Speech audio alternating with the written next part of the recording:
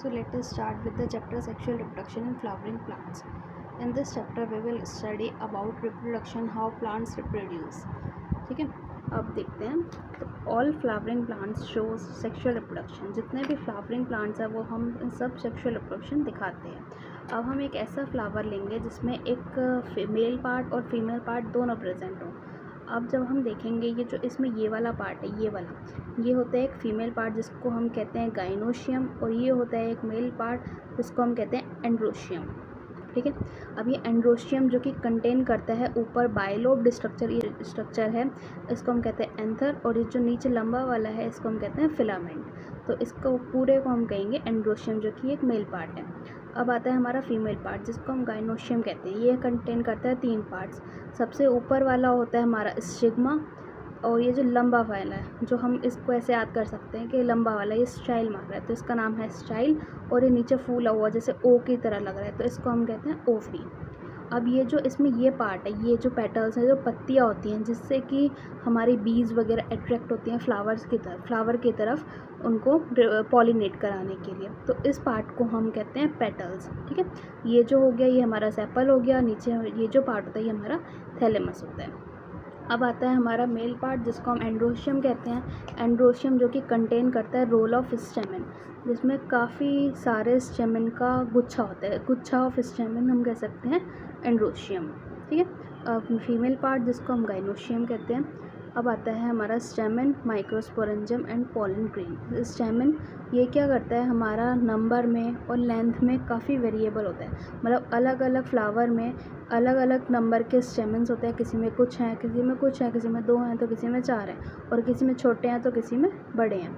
अब स्टेमन जो कि कंटेन करता है 2 पार्ट्स, एंथर और फिलामेंट. एंथर मतलब टर्मिनल मतलब टीले पे मतलब ऊपर सबसे टॉप पे. तो टर्मिनल जनरली बाइलोब्ड स्ट्रक्चर, और जनरली कैसा होता है बाइलोब्ड मतलब 2 लोब इसमें होते हैं. फिलामेंट मतलब हमारा लॉन्ग और स्लेंडर स्टॉक, एक लंबा और स्लेंडर मतलब पतला लंबा डंडे की तरह. और ये कहाँ होता है, प्रॉक्सिमल एंड पे होता है थैलेमस के, या फिर पेटल ऑफ फ्लावर के पेटल पे, या फिर थैलेमस पे प्रॉक्सिमल एंड पे अटैच होता है हमारा filament. Typical angiosperm anther is bilobe which each lobe having 2 थिका. इसका मतलब ये है कि एक जो एंजियोस्पर्म का एंथर है वो बाइलोब होता है, मतलब उसमें 2 लोब होते हैं और हर एक लोब के पास 2 थिका होते हैं, इसलिए हम इसको डायाथिकस कहते हैं. Longitudinal groove runs lengthwise separating the theca. एक लॉन्गिट्यूडनल ऐसे लंबी एक लॉन्गिट्यूडनल ग्रूव होती है जो कि इनको लेंथ वाइज सेपरेट करती है, अलग अलग करती है थिका को. Bilobe nature of anther is very distinct in transfer section of anther. जो बाइलोब नेचर है एंथर का वो काफ़ी अलग है एक एंथर के ट्रांसफर सेक्शन में. एंथर जनरली क्या होता है, 4 साइडेड मतलब हम इसको कहते हैं टेट्रागोनल. टेट्रा मतलब 4, गोनल मतलब साइड्स, इसीलिए हम इसको टेट्रागोनल कहते हैं. जो कि कंटेन करता है consist of 4 microsporangia at a corners 2 in each. मतलब इसमें 4 माइक्रोस्पोरेंजिया होते हैं, दोनों कॉर्नर्स पे. अब जब माइक्रोस्पोरेंजिया होता है वो फर्दर जब डेवलप करता है, माइक्रोस्पोरेंजिया जब डेवलप करेगा फर्दर आगे जाके तो वो पॉलन सेक्स बनाएगा. पॉलन सेक्स क्या करते हैं, extend longitudinally throughout the length of an anther and are packed with pollen grains. ये एक्सटेंड मतलब बढ़ते हैं, लॉन्गिट्यूडनली भरेंगे उसकी लेंथ में, एंथर में through out the length of anther, और एक पैक्ड हो जाते हैं पॉलन ग्रेन्स की फॉर्म में. स्ट्रक्चर ऑफ माइक्रोस्पोरेंजियम का अगर हम स्ट्रक्चर देखें तो टीएस मतलब उसका ट्रांसफर सेक्शन. अगर हम उसका ट्रांसफर सेक्शन देखें तो वो हमारे पास सर्कुलर होता है, मतलब उसके पास 4 वॉल्स होती हैं. सबसे बाहरी वाली वॉल को हम एपिडर्मिस कहेंगे. एपी मतलब बाहर, तो एपिडर्मिस सबसे बाहर वाली, उसके अंदर वाली एंडोथीशियम, फिर उसके अंदर वाली मिडिल लेयर, और जो सबसे अंदर होती है उसको हम टेपिडम कहते हैं. तो ये जो बाहर वाली 3 लेयर हैं, एपिडर्मिस, एंडोथीशियम और मिडिल लेयर, ये क्या करती हैं, हमारे पास प्रोटेक्शन प्रोवाइड करती हैं. एंड डाइसेंस ऑफ एंथर मतलब जब एंथर गिरते हैं, झड़ जाते हैं, उसके लिए ये फंक्शन करती हैं. अब जो हमारी चौथी है मोस्ट इम्पॉर्टेंट एपिडर्म, जो कि इसमें से क्वेश्चन भी आता है, प्री PYQs भी हैं. तो फोर्थ हमारी टेपिटम। टेपिटम क्या करती है, नरिशेस डेवलपिंग पॉलन ग्रेन। अब जो हमारे पास पॉलन ग्रेन्स जो कि डेवलप हो रहे हैं उनको नरिशमेंट प्रोवाइड करती है। इसके जो सेल्स होते हैं वो डेंस साइटोप्लाज्म में होते हैं और मोर देन वन न्यूक्लियस होता है। तो ये भी जो मोर देन वन न्यूक्लियस है ये भी नीट का PYQ है कि टेपिटम के पास जो सेल्स होते हैं, टेपिटल सेल्स जो होते हैं वो मोर देन वन न्यूक्लियस होते हैं। तो can you think of how tapetal cells become binucleated. क्या तुम सोच सकते हो कि जो टेपिटल सेल्स हैं वो बायन्यूक्लिएट कैसे हो सकते हैं। वो हो सकते हैं अगर फ्री न्यूक्लियर डिवीजन हो तो। अब एंथर अगर यंग है तो वो क्या कंटेन करता है, होमोजीनस मतलब सेम साइज़ के ग्रुप ऑफ सेल्स कंटेन करता है, जिसको हम कहते हैं स्पोरोजीनियस टिश्यूज, जो कि ऑक्यूपाई करते हैं हर एक माइक्रोस्पोरेंजिया का सेंटर। अब आता है माइक्रोस्पोरोजेनेसिस मतलब जैसे ही हमारा एंथर डेवलप हो गया, अभी हमारा एंथर क्या था, छोटा था, तो उसके होमोजीनियस ग्रुप ऑफ सेल्स को हम स्पोरोजीनस टिश्यू कह रहे थे। अब जैसे ही हमारा एंथर डेवलप हुआ तो सेल्स ऑफ स्पोरोजीनस टिश्यू, तो अब हम उन स्पोरोजीनस टिश्यू के सेल को अगर हम माइटोटिक डिवीजन कराएं तो उन्होंने जब माइटोटिक डिवीजन करा तो वो बना देता है microspore tetrad. Cells of sporogenous tissue, अब स्पोरोजीनस टिश्यू के सेल क्या हैं, अब वो कैपेबल हो चुके हैं माइक्रोस्पोर टेट्राड के बनाने के लिए, जिस हर एक को हम each one is a potential pollen, हर एक को हम क्या कहेंगे, पोटेंशियल पोलन कहेंगे या फिर माइक्रोस्पोर मदर सेल कहेंगे। अब जो पोलन मदर सेल है हमारा, पोलन मदर सेल अगर म्योसिस करेगा, म्योसिस मतलब रिडक्शन डिवीजन का मतलब हुआ अगर किसी सेल की प्लॉइडी 2n है तो वो 2n से n में जा रहा है, तो पोलन मदर सेल जब म्योसिस करेगा तो वो माइक्रोस्पोर्स बनाएगा। इसी प्रोसेस को हम कहेंगे microsporogenesis, formation of microspore from pollen mother cell through meiosis. ठीक है, अब माइक्रोस्पोर अगर 4 सेल्स बनाएगा तो हम इसको क्या कह देंगे, माइक्रोस्पोर टेट्राड मतलब 4। अगर एंथर मैच्योर है और डिहाइड्रेट कर गया तो माइक्रोस्पोर क्या कर जाएंगे, एक दूसरे से डिसोशिएट हो जाएंगे और डेवलप हो जाएंगे पोलन ग्रेन्स में। अब हर एक माइक्रोस्पोरेंजियम के अंदर सेवरल थाउजेंड्स ऑफ माइक्रोस्पोर होते हैं या फिर जिसको हम पोलन ग्रेन्स कह सकते हैं, जो कि फॉर्म होते हैं और एंथर के डिसेंस के दौरान वो सब रिलीज हो जाते हैं। अब आता है पोलन ग्रेन्स क्या है, एक मेल गैमेटोफाइट है, मतलब ये मेल गैमेटोफाइट को रिप्रेजेंट करेगा, जो कि डिफरेंट साइज, शेप, कलर और डिज़ाइन, मतलब अलग अलग प्लांट्स में, अलग अलग फ्लावर में ये अलग अलग साइज़ के होते हैं, अलग अलग शेप के होते हैं, अलग अलग कलर के होते हैं और अलग अलग डिज़ाइंस में मिलते हैं। पोलन ग्रेन्स जनरली हमारे पास स्पेरिकल होता है, जिसका डायमीटर 25 to 50 माइक्रोमीटर होता है। अब इसके पास 2 वॉल्स होती हैं, पोलन ग्रेन्स के पास खुद के पास 2 वॉल्स होती हैं, जिसको आउटर वाले को हम कहेंगे एक्साइन, इनर वाले को हम कहेंगे एंटाइन। एक्साइन मतलब आउटर लेयर ये जो बनी होती है एक स्पोरोपोलेनिन की, जो कि सबसे ज़्यादा रेजिस्टेंस ऑर्गेनिक मटेरियल है, मतलब इसको कोई भी चीज़ डिग्रेडेड नहीं कर सकती। मतलब जैसे हाई टेम्परेचर दे देंगे हम, स्ट्रॉन्ग एसिड्स मतलब कोई एसिड डाल देंगे, हाई टेम्परेचर दे देंगे या कुछ भी करेंगे, कोई भी चीज़ इसको कुछ भी नहीं कर पाती है। इसके पास क्या होता है, हैज़ प्रोमिनेंट एपर्चर, इसके पास प्रोमिनेंट एपर्चर होता है, जिसको हम जर्म पोर कहते हैं। जर्म पोर जहाँ पे हमारा स्पोलोपोलेनिन एब्सेंट होता है, अगर हमारा स्पोलोपोलेनिन वहाँ पे भी होगा तो हमारे पोलन ट्यूब बन ही नहीं पाएंगी। तो ऐसी जगह जहाँ पे स्पोरोपोलेनिन एब्सेंट होता है उसको हम कहते हैं जर्म पोर। ये भी एक नीट का PYQ है। Pollen grain well preserved as fossils, हम पोलन ग्रेन को एक फॉसिल्स की तरह भी प्रिजर्व करके रख सकते हैं, क्योंकि इसकी जो आउटर वॉल होती है स्पोरोपोलेनिन वो किसी भी चीज़ से ख़राब नहीं होती है, तो हम इसको फॉसिल्स की तरह भी प्रिजर्व कर सकते हैं।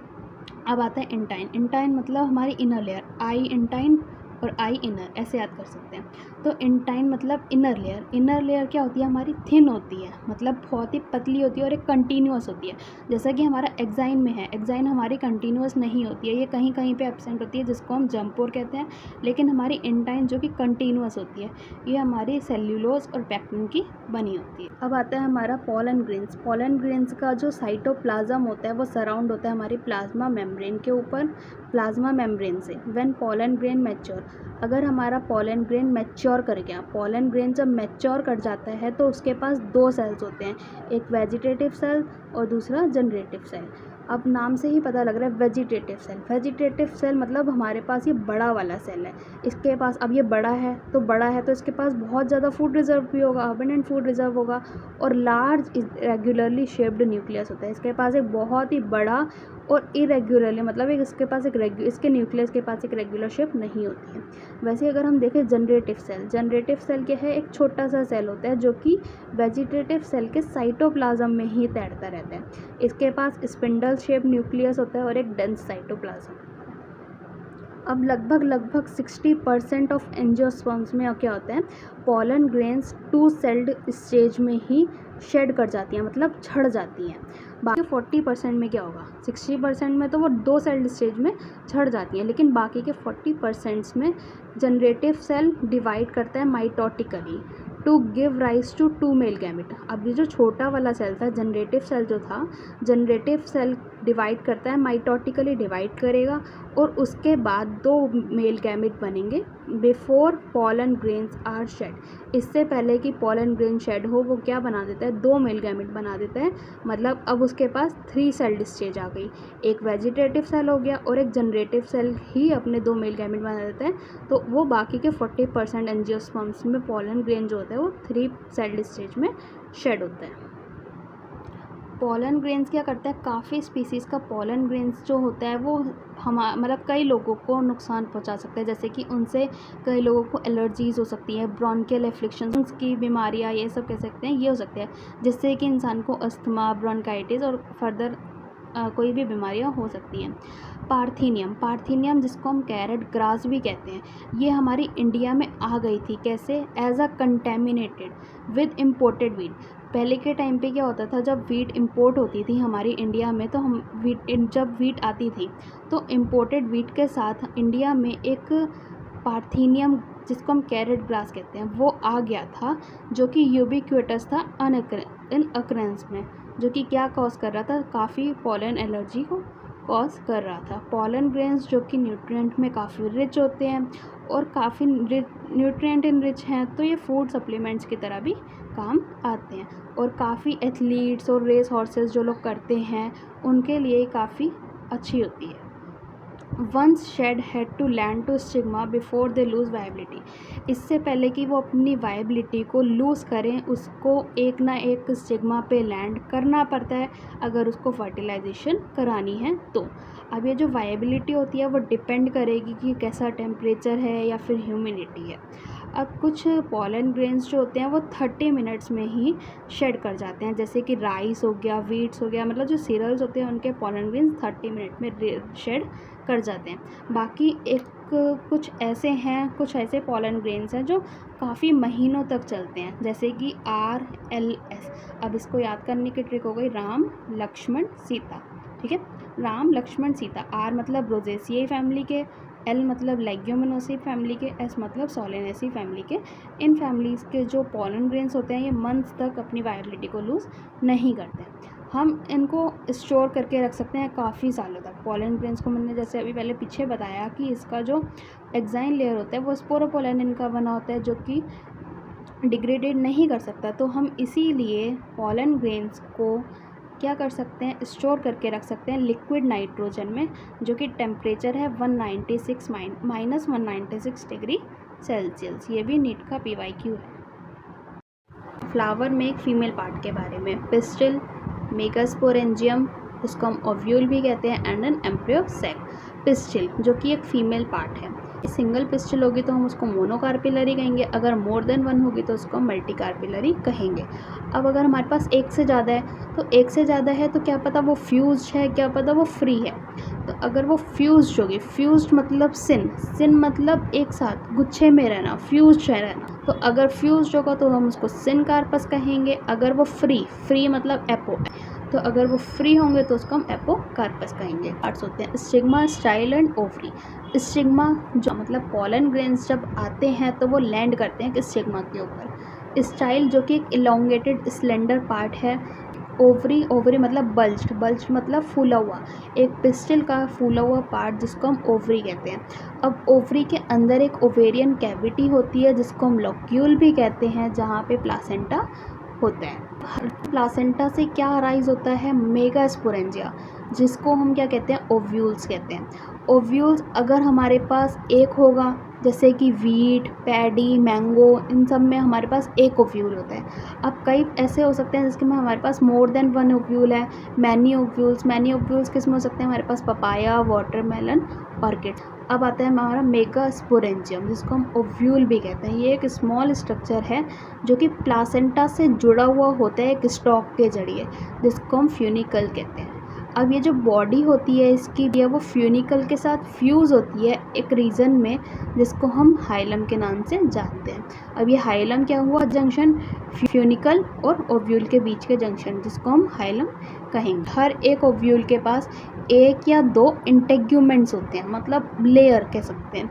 अब इंटेग्यूमेंट्स ये क्या करती हैं, encircles nucleus except a small opening. ये न्यूक्लियस को इनसर्किल करती हैं, मतलब ढक लेती हैं एक छोटी सी ओपनिंग को छोड़ के, जिसको हम कहेंगे माइक्रोपाइल। पाइल के अपोजिट में एक एंड होता है जिसको हम कहते हैं चलोजल एंड, जो कि बेजल पार्ट में होता है। Closed with in integuments is a mass of nucleus. अगर इनक्लोज्ड है एक इंटेग्यूमेंट्स में सेल्स का मास, तो उसको हम क्या कहेंगे, न्यूक्लियस। अब इसका सेल्स क्या होता है, इनके सेल्स के पास अबंडेंट फूड मटेरियल होता है। Located in the nucleus is the embryo sac. Nucleus के अंदर क्या होता है, हमारा एम्ब्रियो सैक होता है, या फिर फीमेल गैमेटोफाइट भी हम कह सकते हैं। अब single embryo sac formed from a megaspore. एक मेगास्पोर से एक ही एम्ब्रियो सैक बनता है। हमारा मेगास्पोरोजेनेसिस, मेगास्पोर मदर सेल क्या करते हैं, हमें मेगास्पोर देता है। मेगास्पोर मदर सेल से मेगास्पोर क्या करते हैं, डिफ्रेंशिएट करते हैं एक सिंगल मेगास्पोर मदर के सेल को माइक्रोपाइलर के रीजन में, कहाँ के, न्यूक्लियस के। अब large cell dense cytoplasm and a prominent nucleus. अब ये जो मेगास्पोर मदर सेल है, ये क्या होता है, undergo meiotic division, meiotic division में जाएगा, जिसकी वजह से हमें 4 मेगास्पोर मिल जाते हैं। फीमेल गैमेटोफाइट इसको हम एम्ब्रियो सैक भी कहते हैं। अब मेजॉरिटी में क्या होता है, एक मेगास्पोर जो कि फंक्शनल होता है, बाकी 3 डीजनरेट कर जाते हैं। अभी हमने देखा जैसे हमारे पास 4 मेगास्पोर आए, अब 4 मेगास्पोर में से सिर्फ एक ही हमारा फंक्शनल होता है, बाकी के 3 डीजनरेट कर जाते हैं। अब ये जो हमारा फंक्शनल मेगास्पोर है, इससे हमारा फीमेल गैमेटोफाइट बनता है, जिसको हम एम्ब्रियो सैक भी कहते हैं। अब एक ही मेगास्पोर से एम्ब्रियो सैक बन रहा है, तो एक मेगास्पोर से बन रहा है, तो ये डेवलपमेंट कैसे हुआ, मोनोस्पोरिक डेवलपमेंट हुआ। अब इसका जो न्यूक्लियस होता है वो माइटोटिक डिवीजन करता है, जिससे कि 2 न्यूक्लियाई बनते हैं। अब ये 2 न्यूक्लियाई क्या होते हैं, ये अपोजिट पोल्स पे चले जाते हैं। अब इन 2 न्यूक्लियाई ने माइटोटिक डिवीजन फिर से करा, मतलब ये सेकंड माइटोटिक डिवीजन हुआ, ठीक है। और ये जो माइटोटिक डिवीजन होते हैं, ये फ्री न्यूक्लियर डिवीजन होते हैं। अभी क्या हुआ, 2 न्यूक्लिएट एम्ब्रियो सैक बन गया। अब इसने 4 बना दिए। अब 4 से फिर से माइटोटिक डिवीजन हुई, मतलब थर्ड माइटोटिक डिवीजन हो गई। अब 4 से 8 न्यूक्लिएट स्टेज बन गई। अब क्या करते हैं, सेल्स लेट डाउन, उससे क्या बन जाता है, 8 न्यूक्लिएट स्टेज से फर्दर क्या बन जाएगा, हमारा फीमेल गैमेटोफाइट, ठीक है। 8 में से 6 न्यूक्लियाई क्या होते हैं, सेल वॉल से घिरे हुए होते हैं। बाकी के जो 2 न्यूक्लियाई बचे, जिसको हम पोलर न्यूक्लियाई कहते हैं, सेंट्रल सेल में एग अपरेटस के नीचे आ जाते हैं, जिसको हम कहते हैं 2 पोलर न्यूक्लियाई। अब ये जो 3 सेल्स होते हैं माइक्रोपाइलर एंड पे, जो कि कंस्टिट्यूट करते हैं एग अपरेटस को, जिसमें से हमारे पास 2 सिनर्जिड्स होते हैं और एक एग सेल होता है। सिनर्जिड्स के पास हमारे पास एक थिकनिंग, मतलब मोटे मोटे फिलिफॉर्म अपरेटस होते हैं, जो कि एक पोलन ट्यूब को गाइड करते हैं सिनर्जिड्स में आने के लिए। क्या होते हैं, बाकी के 3 सेल्स हमारे पास चलोजल एंड पे होते हैं, जिसको हम एंटीपोडल सेल्स भी कहते हैं। ऐसे ही फर्दर हमारे पास क्या बन के आ जाता है, 7 celled 8 nucleate at mature. Pollination मतलब क्या होता है, एक मेल और एक फीमेल गैमेट क्या होते हैं, पहले हमारे मेल और फीमेल गैमेट जो कि नॉन मोटाइल होते हैं। नॉन मोटाइल का मीन्स है कि वो चल फिर नहीं सकते हैं। तो पॉलिनेशन का मतलब क्या है, transfer of pollen grains to the stigma of a pistil.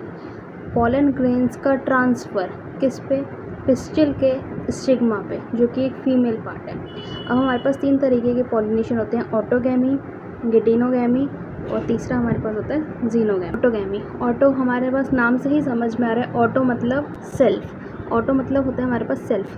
तो ऑटोगैमी मतलब क्या है, इसमें transfer of pollen grain from male part two the female part, इसमें विद इन अ फ्लावर होते हैं, मतलब एक ही प्लांट में एक ही फ्लावर के अंदर पॉलन ग्रेन का स्टिग्मा के पास जाना ऑटोगैमी कहलाते हैं। इसमें जो हमारे पास एंथर और स्टिग्मा होते हैं वो हमारे पास एक्सपोज्ड होते हैं, मतलब दिखते हैं साफ साफ, ताकि वो, और इसमें क्या होता है, complete autogamy is rather rare, require synchrony in pollen release and stigma receptivity. अगर हमें ऑटोगैमी करानी है तो ऑटोगैमी तभी हो सकती है जब पॉलन का रिलीज़ होना और स्टिग्मा का रिसेप्टिव होना एक साथ हो, तभी हमारे पास ऑटोगैमी हो सकती है, और जब वो आसपास में हो, lie close to each other.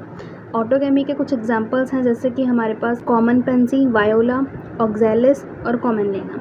ये क्या करते हैं, हमारे पास दो तरीके के फ्लावर्स बनाते हैं, चेस्मोगैमस एंड क्लिस्ट्रोगैमस। एग्जांपल लर्न करने का तरीका बता सकती हूँ, COV, या तो हम COV से याद कर सकते हैं, कॉफ से, या फिर वोकल्स होते हैं, वोकल सैक्स होते हैं, ऐसे कहते हैं ना वोकल्स, तो वोकल से हम याद कर सकते हैं। V मतलब वायोला, O मतलब ऑक्सैलिस, C मतलब कॉमनलिना, और A का मतलब ऑटोगैमी के एग्जाम्पल्स हैं ये सारे, ठीक है। अब हमारे पास दो तरीके के फ्लावर्स होते हैं, चेस्मोगैमस और क्लिस्ट्रोगैमस। चेस्मोगैमस जो मतलब खुले रहते हैं, क्लिस्ट मतलब मुट्ठी क्या रहती है, हमारी बंद रहती है, तो क्लिस्ट्रोगैमस फ्लावर्स वो होते हैं जो बंद रहते हैं, मतलब कभी भी नहीं खुलते, डू नॉट ओपन। अब इसमें क्या होता है, एंथर और स्टिग्मा क्या होंगे, आसपास में होंगे। अब जब फ्लावर खुलेगा ही नहीं तो उसके एंथर और स्टिग्मा आसपास में होंगे। अब इसमें क्या होता है, इनवेरिएबली ऑटोगैमस होते हैं, इसमें एश्योर्ड सीड सेट होते हैं, मतलब इसमें अब सीड तो बननी ही बननी है, क्योंकि उसमें तो transfer of pollen grain pistil के पास होना ही होना है, अब बंद है फ्लावर तो। अब इसमें क्या होता है, similar to flower of other species when exposed anther and stigma, जब इसमें एंथर और स्टिग्मा एक्सपोज होंगे तब इसमें भी ऐसी फर्दर पॉलिनेशन होगा। गिटिनोगैमी का मतलब क्या है, एक ही प्लांट में दो फ्लावर्स हैं, एक प्लांट के दो फ्लावर्स में एक फ्लावर के पॉलन ग्रेन्स दूसरे फ्लावर के पिस्टिल के पास जाते हैं, इसको हम कहेंगे गिटिनोगैमी, ठीक है। अब ये फंक्शनली तो क्रॉस पॉलिनेशन है जो कि इन्वॉल्व कर रहा है पॉलिनेटिंग एजेंट को, क्योंकि मैंने अभी बताया कि गैमेट्स जो होते हैं वो हमारे पास नॉन मोटाइल होते हैं, मतलब वो चल नहीं सकते, तो इसका पॉलन ग्रेन इसके पास जाएगा कैसे, तो हमारे पास एक पॉलिनेटिंग एजेंट का नीड होती है, मतलब पॉलिनेटिंग एजेंट का मतलब जो ऐसा एजेंट जो पॉलिनेशन कराता है। ये जेनेटिकली सिमिलर किसके होते हैं, ऑटोगैमी के सिमिलर होते हैं जेनेटिकली। थर्ड होता है जीनोगैमी। जीनोगैमी मतलब एक प्लांट के एक फ्लावर से दूसरे प्लांट के दूसरे फ्लावर में पॉलन ग्रेन्स का ट्रांसफ़र होना कहलाता है xenogamy. Brings genetically different types of pollen grains to the stigma. ये क्या करते हैं, अलग अलग तरीके के पॉलन ग्रेन्स को स्टिग्मा पे लेके आते हैं। द एजेंट्स ऑफ पॉलिनेशन, हमारे पास दो तरीके के एजेंट्स होते हैं पॉलिनेशन कराने के लिए, एक होते हैं बायोटिक और एक होते हैं हमारे पास एबायोटिक। बायोटिक मोस्टली ज़्यादा हमारे पास बायोटिक ही यूज़ होते हैं। एबायोटिक में जैसे कि हमारे पास विंड, वाटर, ये सब हमारे पास हो गए एबायोटिक, मतलब नॉन लिविंग कह सकते हैं। अब इसमें भी जो विंड और वाटर है, इसमें भी विंड हमारे पास ज़्यादा कॉमन है।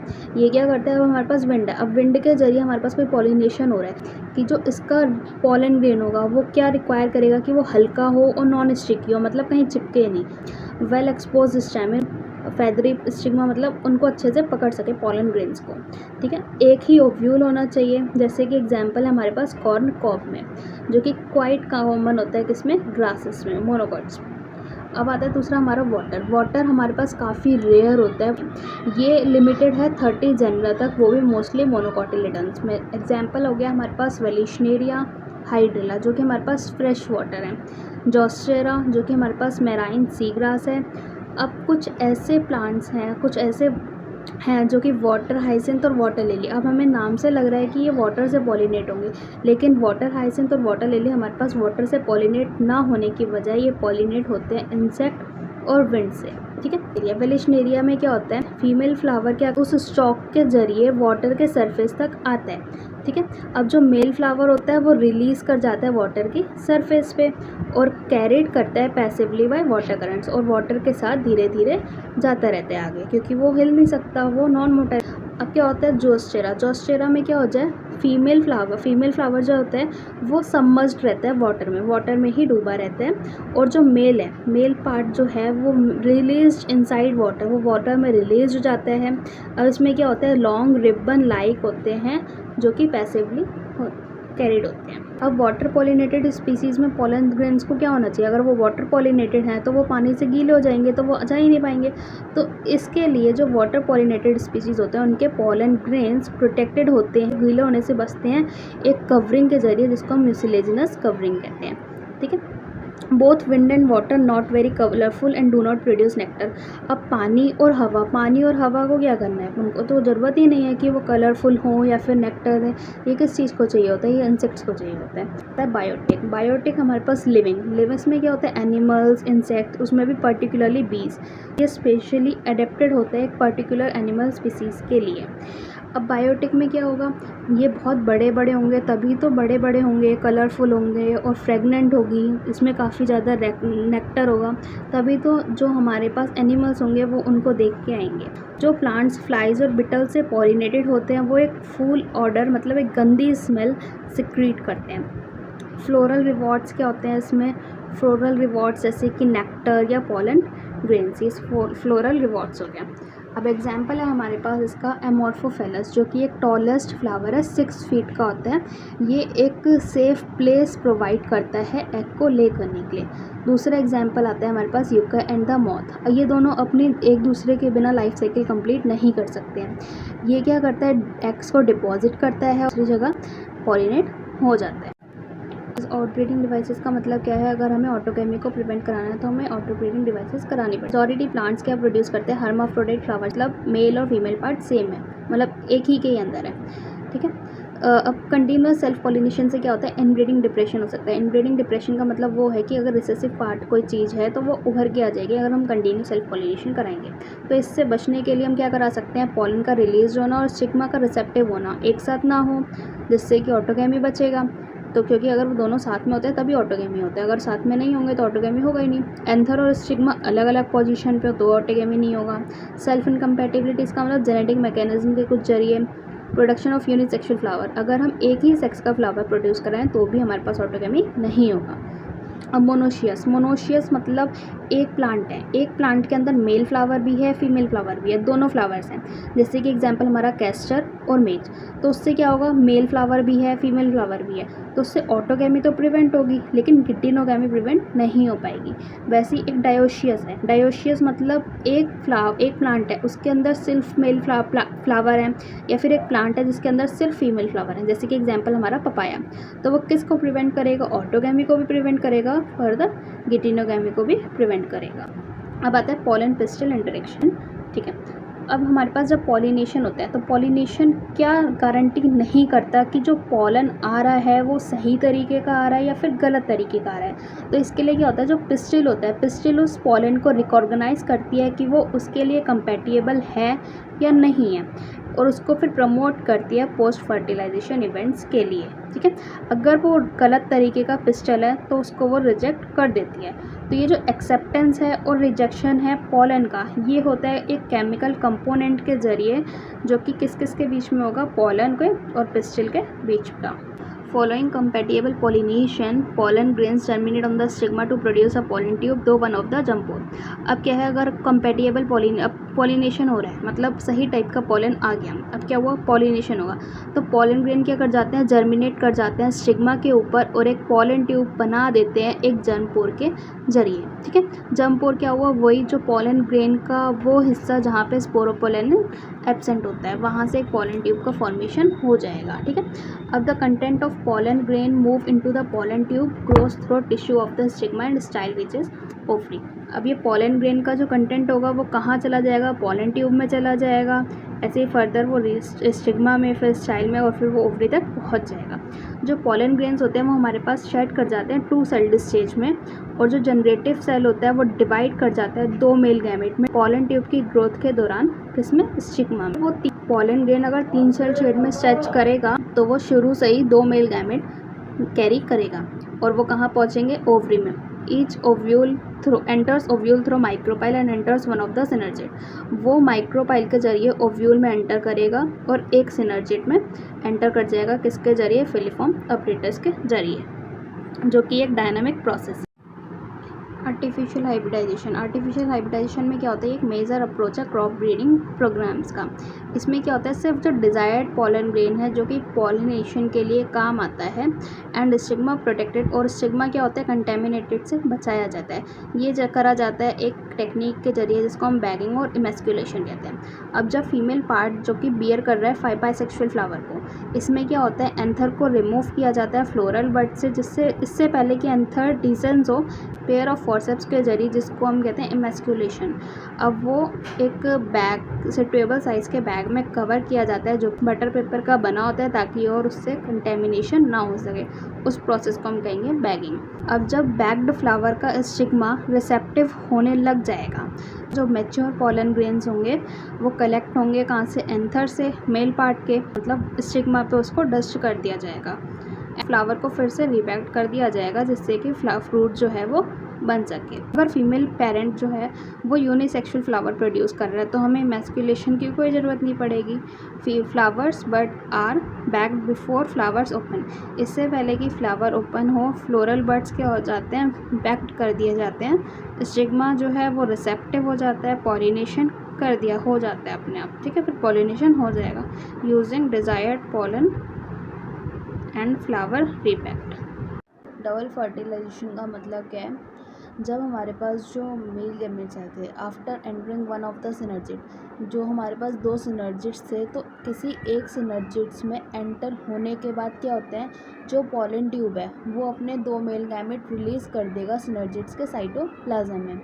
उससे क्या होगा, उसमें से जो एक मेल गैमेट है वो जाएगा एक्सेल की तरफ और फ्यूज हो जाएगा न्यूक्लियस के साथ, जिसको हम सिनगैमी कहेंगे, जिससे कि फर्दर क्या बनेगा जाएगा, और जो कि जिसकी प्लॉइडी क्या होगी 2n की डिप्लॉइड है। इसके बाद क्या होगा, जो दूसरा मेल गैमेट है वो दूसरा मेल गैमेट 2 पोलर न्यूक्लियाई की तरफ चला जाएगा, जिससे कि बन जाएगा प्राइमरी एंडोस्पर्मिक न्यूक्लियस, जिसको हम ट्रिपल फ्यूज़न कहते हैं। अब ये जो सिनगैमी है और ट्रिपल फ्यूज़न है ये जब आपस में मिलते हैं तो इसको हम डबल फर्टिलाइजेशन कहते हैं। ट्रिपल फ्यूज़न के बाद जो सेंट्रल सेल होता है वो प्राइमरी एंडोस्पर्मिक सेल में डेवलप हो जाता है, और फर्दर ये primary endospermic cell further endosperm में डेवलप हो जाता है। ऐसे फर्दर जो जायगोट होता है जायगोट एम्ब्रियो में डेवलप कर जाता है। Post fertilization structure and events of endosperm and embryo development, उसमें हम एंडोस्पर्म के इवेंट्स और एम्ब्रियो के डेवलपमेंट के बारे में हम देखेंगे। पोस्ट फर्टिलाइजेशन मतलब फर्टिलाइजेशन होने के बाद फ्यूल जो होता है वो सीड में डेवलप कर जाता है, और ओवरी जो होता है वो फ्रूट में डेवलप कर जाता है। ये जो चीज़ें होती हैं ये एक साथ होती हैं, अकर साइमल्टेनियसली। अब endosperm development precedes embryo development. Endosperm से क्या बनता है, एम्ब्रियो बनता है। अब जो प्राइमरी एंडोस्पर्मिक सेल है वो डिवाइड करेगा, रिपीटेडली डिवाइड करेगा, जिससे कि एक ट्रिप्लॉइड एंडोस्पर्मिक टिश्यू बन जाएगा। ऐसी जो प्राइमरी एंडोस्पर्मिक न्यूक्लियस है ये सक्सेसिव न्यूक्लियर डिवीजन कराएगा, जिससे कि फ्री न्यूक्लियाई जो कि फ्री न्यूक्लियर एंडोस्पर्म होंगे, सेल वॉल का फॉर्मेशन हो जाएगा और एंडोस्पर्म जो है वो सेल्यूलर हो जाएगी। Number of free nuclei form before cellularization varies greatly. अब इसमें जो नंबर ऑफ न्यूक्लियाइज बनते हैं ये काफ़ी वेरी करते हैं, ठीक है। कोकोनट वाटर जो होता है जिसको हम फ्री न्यूक्लियर एंडोस्पर्म भी कहते हैं, और जो सराउंडिंग वाइट कर्नल होता है वो हमारे पास सेल्यूलर एंडोस्पर्म। नॉन एंडोस्पर्मस मतलब हम ऐसे याद कर सकते हैं, नहीं खेलना पबजी, नहीं खेलना। पी से है पी, बी से बीन, जी से ग्राउंडनट। नॉन एंडोस्पर्मस मतलब वो है जिसमें कि जो एंडोस्पर्म होता है वो कम्प्लीटली कंज्यूम्ड हो जाता है डेवलपिंग एम्ब्रियो से, ठीक है। अब जो एंडोस्पर्मस है, एंडोस्पर्म किसके एग्जाम्पल हुए हमारे पास, कैस्टर और कोकोनट। अब आता है एम्ब्रियो। एम्ब्रियो कहाँ डेवलप होता है, एक माइक्रोपाइलर एंड पे डेवलप होता है एम्ब्रियो सेक के, जहाँ पे जायगोट जो है वो होता है। Most zygote form after certain amount of endosperms develop. ज़्यादातर जायगोट कब बनते हैं, तब बनेंगे जब एंडोस्पर्म का फॉर्मेशन हो जाएगा। Early stage of embryo development जिसको हम एम्ब्रियोजेनी भी कहेंगे वो सिमिलर होती है मोनोकॉट्स में भी और डाइकॉट्स में भी। अब हमारा जो जायगोट डेवलप हुआ, जायगोट से हमारा बनेगा प्रो एम्ब्रियो से ग्लोब्यूलर एम्ब्रियो से हार्ट शेप्ड एम्ब्रियो से मैच्योर हो जाए। डाइकॉट में एम्ब्रियोनल एक्सिस होती है और 2 कॉटिलिडन्स होते हैं। जो एम्ब्रियोनल एक्सिस होती है उसके ऊपर जो कॉटिलिडन होता है उसको हम एपिकोटाइल कहते हैं, जो कि टर्मिनेट करता है प्लूम्यूल और स्टेम टिप से। सिलेंड्रिकल पोर्शन जो होता है कॉटिलिडन्स के नीचे उसको हम हाइपोकटाइल कहेंगे, जो कि टर्मिनेट कर जाता है उसके लोअर एंड में, जहाँ पे वो एंड करता है रेडिकल या फिर रूट टिप में, जो रूट टिप जो कि कवर होती है रूट कैप से। एम्ब्रियो अगर मोनोकॉट का है, मोनोकॉट के एम्ब्रियो को हम, अगर उसके पास एक कॉटिलिडन है तो उसको हम स्क्यूटिलम कहते हैं, जो कि लेटरल में होता है एम्ब्रियोनल एक्सिस। एम्ब्रियोनल एक्सिस के लोअर एंड पे क्या होता है, रेडिकल होता है और रूट कैप होता है, जो कि इनक्लोज्ड होता है एक शीट में, जो कि अनडिफरेंशिएट होती है, जिसको हम कोलियोराइजा कहेंगे। अब स्क्यूटिलम के ऊपर एक एपिकोटाइल होता है, जिसके पास शूट एपिक्स होती है और कुछ फ्यू लीफ प्रिमोर्डिया, जो कि इनक्लोज करता है एक हॉलो फॉलियर स्ट्रक्चर में, जिसको हम कोलियोप्टाइल कहेंगे। सीड को हम फर्टिलाइज्ड ओव्यूल के नाम से भी जानते हैं, जो कि एक फाइनल प्रोडक्ट है सेक्सुअल रिप्रोडक्शन का, जो कि फ्रूट्स के अंदर बनता है, जो कि कंसिस्ट करता है seed coats, cotyledons, embryonal axis. Cotyledons जो of embryo are simple structure, जो कॉटिलिडन्स होते हैं, एम्ब्रियो के कॉटिलिडन्स होते हैं, वो उनका सिंपल स्ट्रक्चर होता है, जनरली थिक होंगे और स्वेलो होंगे। मैच्योर सीड्स जो कि नॉन एल्ब्यूमिनस और एक्स एल्ब्यूमिनस भी हो सकती है, इसका मतलब इसमें कोई भी एंडोस्पर्म नहीं बचेगा। एल्ब्यूमिनस मतलब इसमें कुछ एंडोस्पर्म का पार्ट रह जाता है, जैसे कि वीट, मेज, बार्ली, कैस्टर, ये सब हो गए एल्ब्यूमिनस के एग्जाम्पल्स। अब आता है पेरिस्पर्म। पेरिस्पर्म मतलब रेसिडुअल परसिस्टेंट न्यूक्लियस, जिसको हम क्या कहेंगे, पेरिस्पर्म, जिसका एग्जांपल है ब्लैक पेपर और बीट। जो ओव्यूल के इंटेग्यूमेंट्स होते हैं, मतलब ओव्यूल की जो कवरिंग होती है वो सीड कोट के तरह ही हार्ड कवरिंग होती है, as tough protective seed coats. Entry of oxygen and water through micropyle into seed during germination. अब अगर हमें सीड को जर्मिनेट कराना है तो वो कैसे में पानी और हवा कैसे जाएगी, तो एक माइक्रोपाइलर रीजन होता है, जिसके जरिए ऑक्सीजन और वाटर एंट्री करते हैं माइक्रोपाइलर सीड में। एज सीड मैच्योर, जैसे ही सीड मैच्योर होगी उसका जो वाटर कंटेंट होगा वो कम हो जाएगा और सीड जो जाएगी वो ड्राई हो जाएगी। 10 to 15% मॉइस्चर बचेगा बाय मास। अब जो एम्ब्रियो है, एम्ब्रियो अगर एक स्टेज में चला जाता है जिसको हम डोरमेंसी कहते हैं, जो अगर हमारी फेवरेबल कंडीशन फिर से आ जाएंगी तो वो जर्मिनेट कर जाएगा। अब जो वॉल होती है ओवरी की, वो डेवलप कर जाती है फ्रूट की वॉल में, जिसको हम पेरिकार्प कहेंगे। अगर वो फ्लैशी होगी जैसे कि गुआवा और मैंगो में, और ड्राई होगी तो जैसे कि ग्राउंडनट और मस्टर्ड में। हमारे पास दो तरीके के फ्रूट्स होते हैं, फॉल्स फ्रूट और ट्रू फ्रूट। फॉल्स फ्रूट में क्या होता है, थैलेमस भी फ्रूट के फॉर्मेशन में कंट्रीब्यूट करता है, तो इसके एग्जांपल है Apple, strawberry, cashew. True fruit सिर्फ और सिर्फ ओवरी से डेवलप करते हैं। फ्रूट्स जो कि बिना फर्टिलाइजेशन के डेवलप करेगा, ऐसा फ्रूट जिसमें फर्टिलाइजेशन नहीं हो रही है तो वो पार्थिनोकार्पिक फ्रूट कहलाएगा, जैसे कि एग्जांपल है बनाना। अब जो पार्थिनोकार्पिक फ्रूट होते हैं वो इंड्यूस हो जाते हैं by growth hormones. Seeds offer advantage to angiosperms. Seeds के हैं एंजियोस्पर्म्स को काफ़ी एडवांटेज देती हैं, जैसे कि reproductive process, fertilization and pollination are independent of water. अब इसमें क्या है, जो फर्टिलाइजेशन होगा और पॉलिनेशन होगा वो वाटर के इंडिपेंडेंट है। Better adaptive strategies for dispersal, seed lose viability within a month. Oldest, जिसमें एक ओल्डेस्ट सीड जो कि है ल्यूपाइन सीड, जिसका नाम है ल्यूपिनस आर्टिकस, जो कि एग्जिबिटेड हुई थी आर्टिक टुंड्रा में। Seed germinate and flower after, इसका जो सीड जर्मिनेट हुआ था और फ्लावर किया था फिर से, वो 10,000 सालों बाद किया था। ऐसे ही एक सीड और है जो कि 2000 साल बाद, डेट पाम, जिसका नाम है phoenix dactylifera, during archaeological exhibition at King's Herald Place near Dead Sea. कुछ और एग्जांपल्स हैं हमारे पास, जैसे कि ऑर्किड्स इसमें क्या होता है, thousands of tiny seeds produced होती हैं, और कुछ पैरासिटिक प्लांट्स भी होते हैं जैसे कि ओरोबेंके एंड स्ट्रीगा।